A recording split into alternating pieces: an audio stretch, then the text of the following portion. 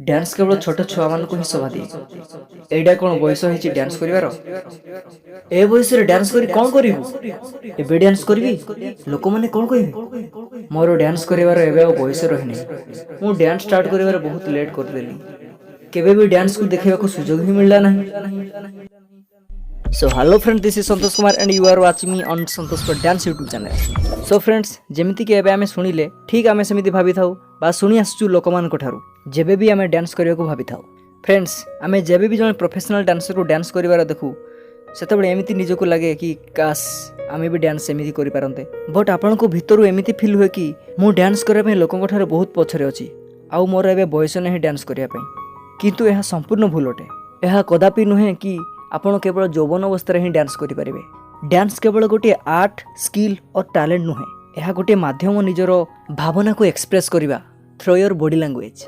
आउ विश्वास करंतु निजर भावना को बा निजर कला को देखाइबा कौन बयस सीमा न थाए। जदि आपण 5 वर्षर बालक होंतु अथवा 60 वर्षर बुढ़ा आउ बुढ़ी, you can express your feelings and show your talent in any stage of your life.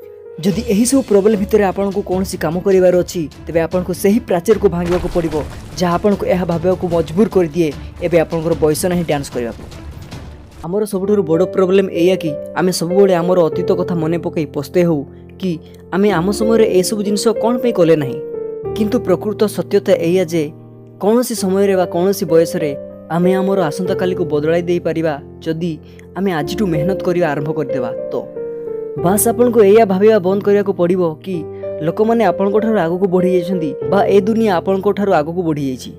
आउ बास आपन को जीवन रो गोटे लक्ष्य स्थल स्थिर करिया को पड़िबो एवं मेहनत आरंभ करिया को पड़िबो आजि ठारो ही। आपन जीवन रो कोनोसी स्टेज रे निजरो आर्ट स्किल बा हॉबी को बाछि पारिबे आउ निज लाइफ रे एको ब्रांड न्यू कैरियर स्टार्ट करि पारिबे। आउ विश्वास करंतु एया ही हेई आसुची।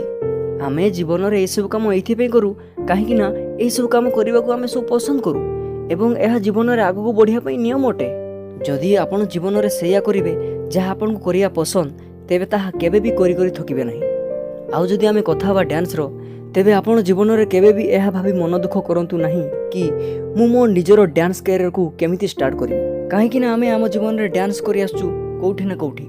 जदि आमे कोनोसी पार्टी को जाई गीत सुनुछे बा निज मोबाइल रे गीत सुनुछे बा आमे कोनोसी ट्रैवलिंग रे जाउछे आउ कार रे बसिचु आउ सॉन्ग बाजुची तेबे ऑटोमेटिक आम हाथ गोड़ हलिबा को लागे। यह समस्त सहित हुए आउ हेई आसुची।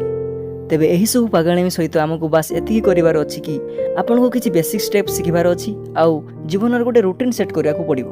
आउ जदि आपन डांस क्लास जाई कि ही डांस सिखिबा पय चाहउछंती तेबे आपन आसंतु आम डांस क्लास रो सब डिटेल्स मु मो डिस्क्रिप्शन रे दे दीछि। आपन सेठी जाई जोगाजोग करि परिबे। आपन जीवन रे कोनोसी एज रे डांस क्लास जॉइन करि परिबे। एठार कोनोसी लाज करिवार आवश्यकता नाही कि आपण निज बयस ठारो सान मानक सहित डांस सिखुचंती। आपण ताहा करूचंती जहाँ आपण को पसंद and age does not matter to do anything. So friends, आशा करूची कि आपण को ए वीडियोटी भलो लागिथिबो। तेबे आउ डेरी काहे कि जल्दी से मो चैनल को सब्सक्राइब कर दियंतु। पुणी देखाबा परवर्ती वीडियो रे।